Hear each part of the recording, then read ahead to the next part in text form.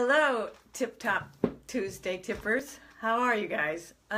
It's 11 o'clock in Seattle, and I'm just about ready to get going with the TipTop Tuesday.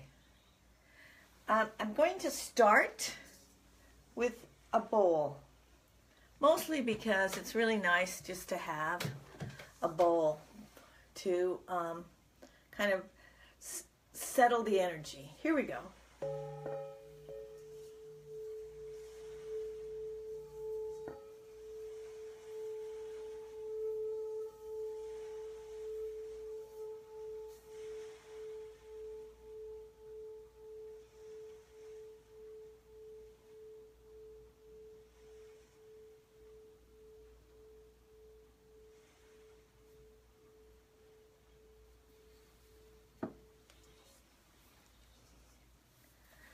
Today's topic, one of my friends and book buyer actually requested that I start reading from the book again more. She really enjoys that.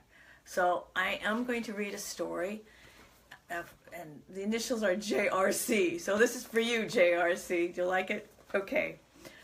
This is a story that I read at the book launch, and of course my book launch was local. And this is much broader base of people participating. And so what I'm planning on doing, I love this. They send you notes. This is your 10th broadcast. And then they say, we're still spreading the word, but that you're live. So just hold on for a few minutes. Don't you love it? Anyway, I'm going to be reading from the book today, and I'm also going to be talking about aromatherapy. So, the first part of this is, yes, I do use different books to look things up.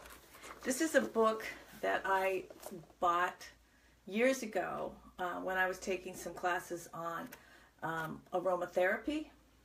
This book is from Australia, and I will give the information down below. But what I want you to think about is that aromatherapy is mostly plant-based. It is plant-based. Even the ones that look like rocks are really sap. So I want us to think about the earth and plant-based healing and all those kinds of things today. So I'm going to be, besides reading from the book, I'm also going to be talking about some aromatherapies. One of them is lemongrass. I picked lemongrass because it's really a powerhouse of aromatherapy, but at the same time, it's not one that people often think about. They'll grab something else like lavender or lemon or something like that. So, they're still saying kind of like I should wait a few minutes, but I think I'm going to get going, because this is also will be recorded, and for the people that are waiting.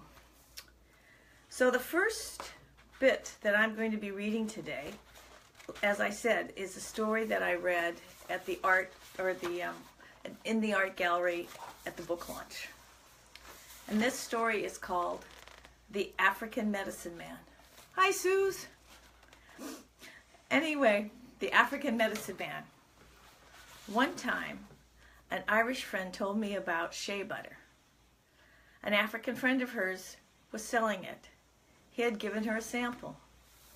She had been using it, and it really helped her dry skin. She thought, as a massage therapist, I could use the product. Certainly, I'm open to different products, especially for dry skin. She gave me his phone number, and I called him to set a time to discuss his product. We met at a little coffee shop downtown or on Capitol Hill. I remembered it had lots of lights to the cafe window. He gave me a small sample of the product. It was a high quality, a thick paste. However, the quantity volume for a wholesale price was more than I could use. As we talked, I sensed he was much more than a businessman selling a product. I sensed he was a medicine man, and he knew a lot about the healing energy and herbs. Also, it felt to me he came from a family of traditional healers. At first, he denied it. I told him I saw his energy, so I knew he had the ability, as did some of his ancestors. after the initial, "What are you talking about?" he shifted. It was if a light switch was turned on. His energy became brighter and brighter and bigger. He looked around. It appeared to judge his audience and if anyone was paying attention to us. He started talking about the Nigerian chewing stick and pulled out a bag of these twigs and gave it to me.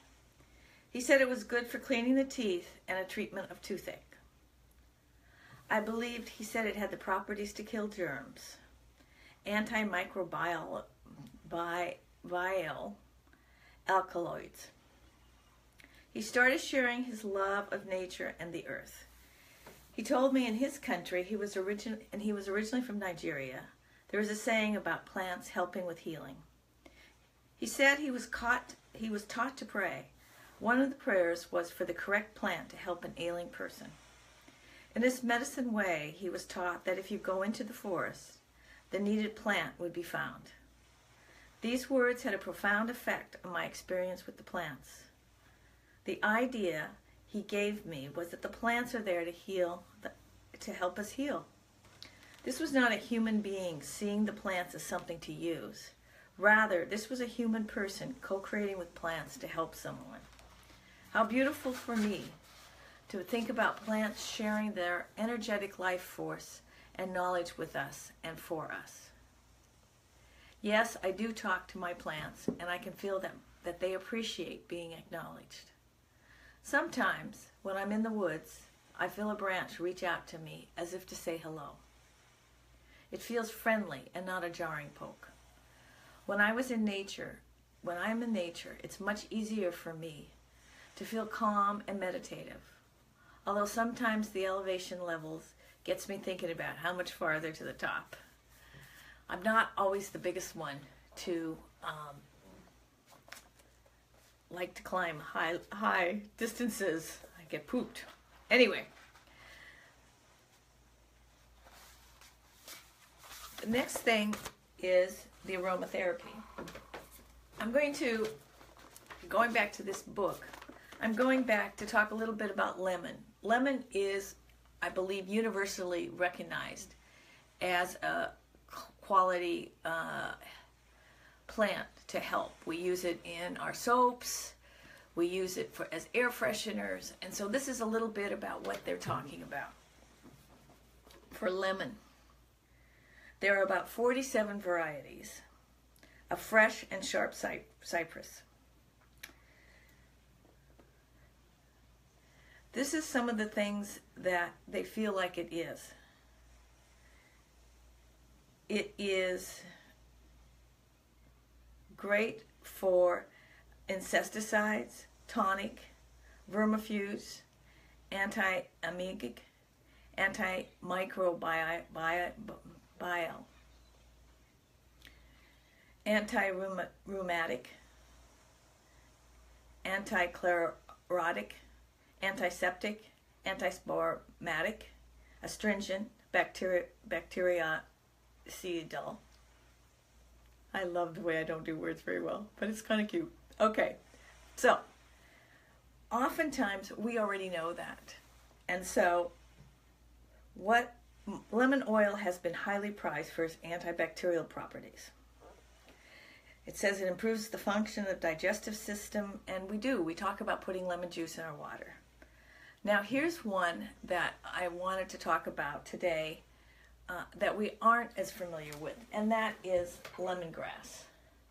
Lemongrass is right over here, and it is, even though it's called lemongrass, it's from a different family, and there's several species. It does have a strong lemony smell. One of the things about these aromatherapies is sometimes you'll smell them and you'll go, "Oh God, I hate that smell." When that happens, what you are experiencing is that your body needs it. So it's just the opposite of what you're thinking. So one of the things that lemongrass does, it has invigorating properties. It stimulates, revives, energizes, It's useful for treating symptoms of jet lag, clearing the head, and relieving fatigue. It's been traditionally an Indian medicine for infectious illness and fever. So one of the things that I like, and it's also good, helps for depression. One of the things that I like about all these herbs and aromatherapy is I have been able to take a small group on the plane with me. I usually keep 1 or 2 in my pocket.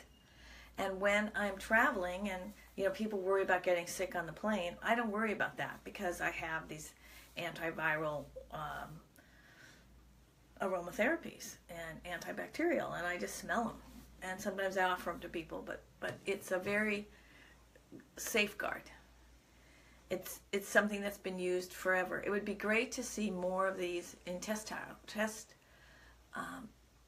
scientific test trials. That's what I'm trying to say. And lastly, I just want to say a little bit more about the earth. The earth is a loving, alive being. We are so lucky to have the earth guiding us to seek the light of living and to open our hearts in connections with animals and people and plants. What if we are not the most intelligent, soul-given creatures on earth? What if we're only the most destructive creatures on earth?